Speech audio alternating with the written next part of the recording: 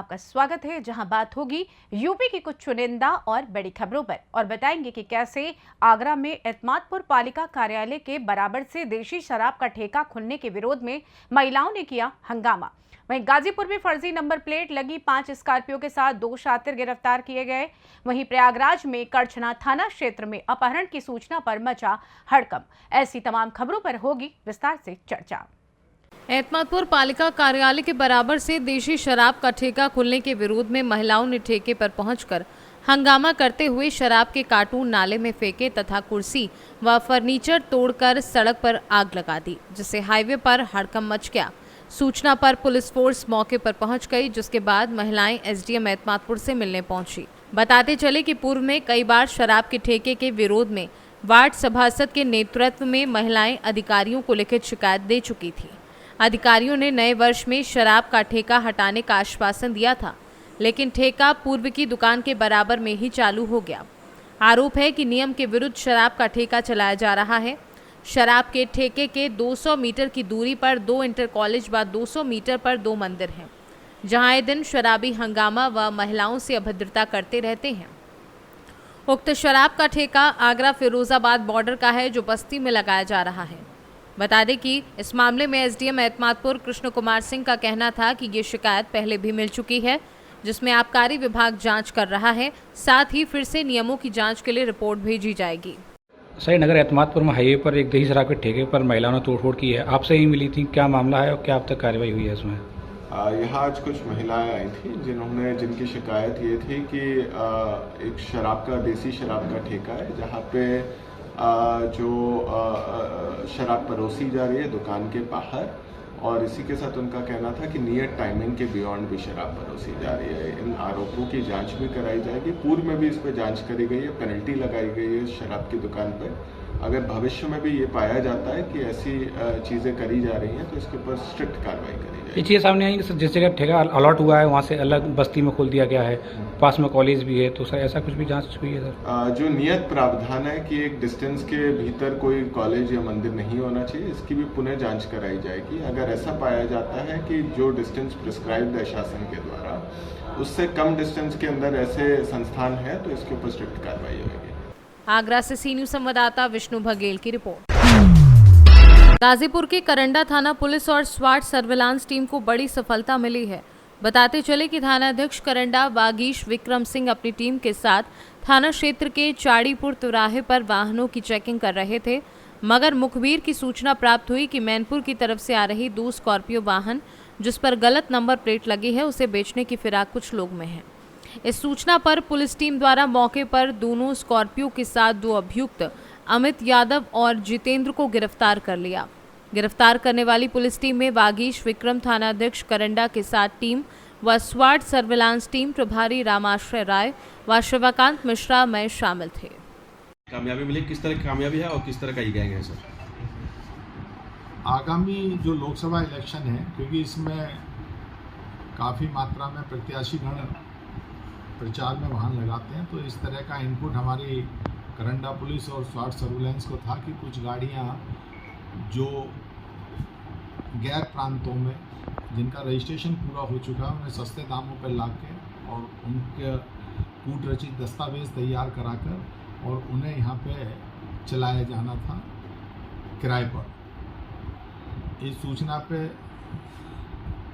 करंडा क्षेत्र में चाड़ीपुर तिराहे पर चेकिंग चल रही थी, तभी 2 गाड़ियां पकड़ी गई स्कॉर्पियो।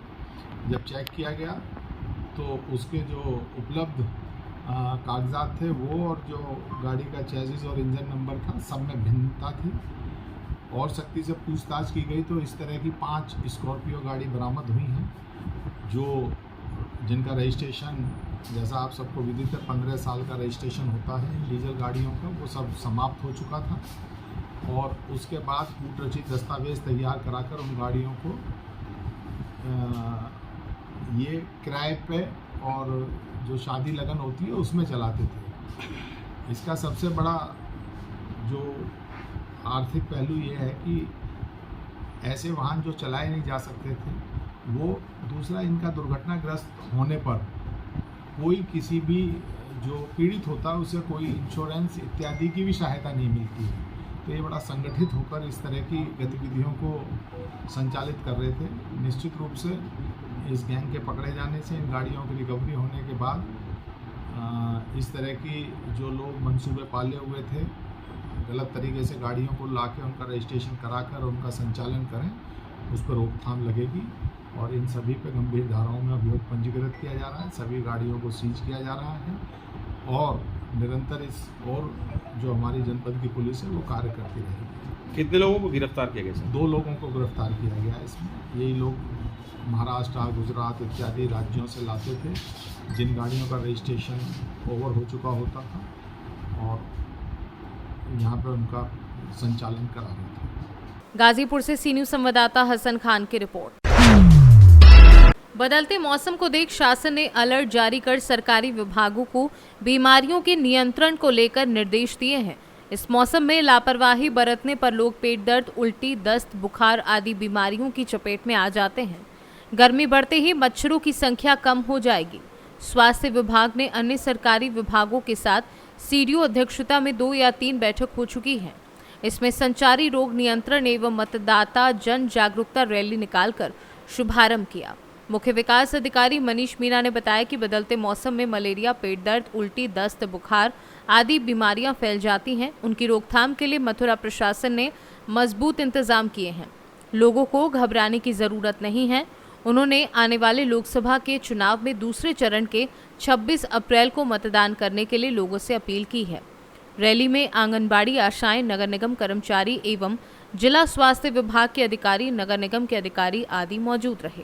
किस उपलक्ष्य में 1 तारीख से जैसा कि सभी को मालूम है, संचारी रोग अभियान शुरू होने जा रहा है। विशेष तौर पर संचारी रोग अभियान में मलेरिया, डेंगू जो वेक्टर बाउंड डिसीज़ हैं, स्क्रब टाइफस, लेप्टोस्पायरोसिस, स्वच्छ पानी की सुविधा, बच्चों को सैम बच्चों को आइडेंटिफिकेशन करना, लेप्रोसी और टीबी के मरीजों को आइडेंटिफाई करना, इस कार्यक्रम को चलाया जाएगा इस 1 माह में, 1 अप्रैल से 30 अप्रैल तक। और ये करीब 7वां अभियान है। इस अभियान के दौरान करीब 11 विभाग हमारे सहयोग करते हैं। नोडल विभाग हमारा स्वास्थ्य विभाग है और सभी विभागों को साफ सफाई, जन जागरूकता और साथ साथ जो है एंटी लार्वा का छिड़काव, फॉगिंग, झाड़ियों की कटाई आदि के कार्य अलग अलग विभागों द्वारा किया जाता है। ये आज ये जागरूकता रैली उसी संचारी रोग अभियान के लिए, ताकि जनता की भागीदारी के बगैर कोई भी अभियान सफल नहीं होता। तो जनता की भागीदारी सुनिश्चित करने के लिए जागरूकता अभियान हमारे विभाग की तरफ से, नगर निगम की तरफ से और ICDS विभाग की तरफ से के सहयोग से ही आज निकाला गया है। जिसका रैली को आदरणीय CDO सर द्वारा फ्लैग ऑफ किया गया है और ये रैली आगे से घूम के CMO कार्यालय पर आएगी। इस रैली में यही सबको संदेश है, 2 संदेश हैं। पहला संदेश ये है कि जागरूक रहते हुए इन बीमारियों से खुद को बचाव करें, कहीं पानी का भराव ना हो।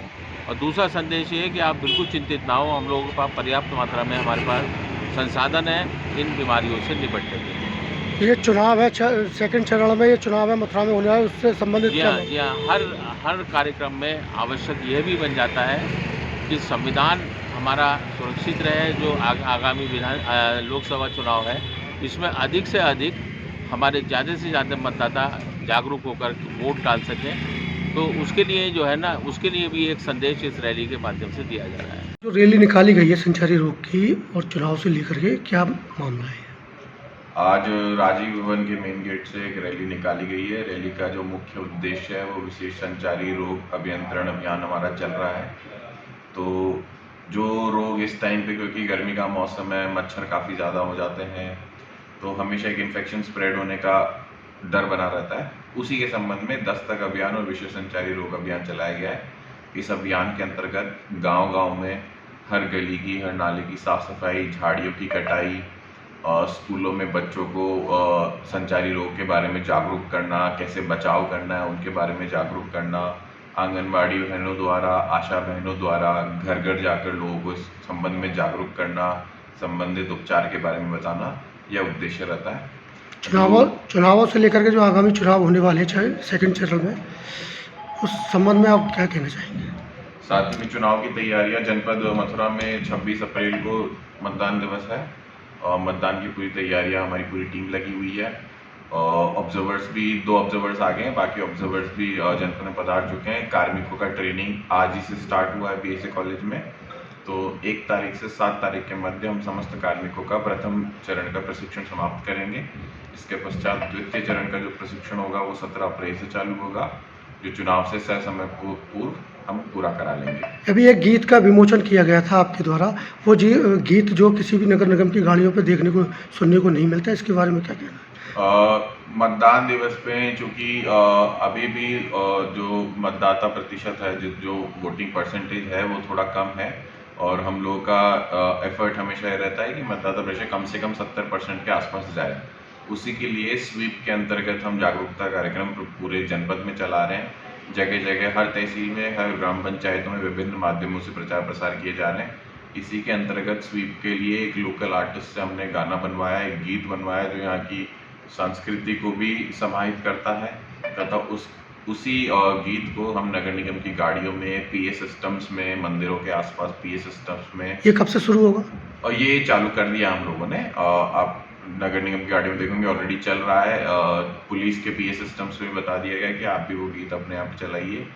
इसके अतिरिक्त जगह जगह बैनर्स, पोस्टर्स लगाए जा रहे हैं। डेली स्वीप के कार्यक्रम हो रहे हैं, स्कूल में, इंटर कॉलेज में, गाँव में, प्रधानों के द्वारा भी हो रहे हैं, आंगनवाड़ी बहनों के द्वारा भी हो रहे हैं। हमारी स्वीप की टीम भी लगी हुई है।